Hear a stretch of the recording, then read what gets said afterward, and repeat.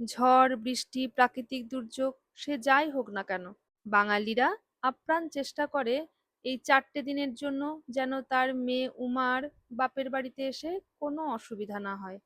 ভোগের খিচুড়ি রাঁধতে প্রথমে মুগের ডাল বাদামি করে ভেজে ধুয়ে নেবেন।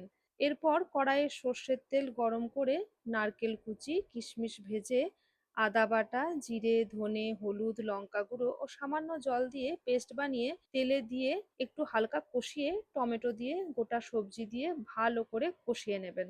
স্বাদ মতো নুন, ধুয়ে রাখা মুগ ডাল ও ১.৫ লিটার জল দিয়ে ভালো করে ফুটিয়ে গোবিন্দভোগ চাল দিয়ে ভালো করে নেড়েচেড়ে সেদ্ধ করবেন মিডিয়াম আঁচে। অনবরত নাড়তে থাকবেন যেন তলায় লেগে না যায়। চাল ডাল ভালো করে সেদ্ধ হয়ে গেলে একদম শেষে সামান্য চিনি, ঘি ও শাহি গরম মসলা দিয়ে ভালোভাবে খিচুড়ি ঘেঁটে দিয়ে পরিবেশন করুন গরম গরম মায়ের পুজোর ভোগে।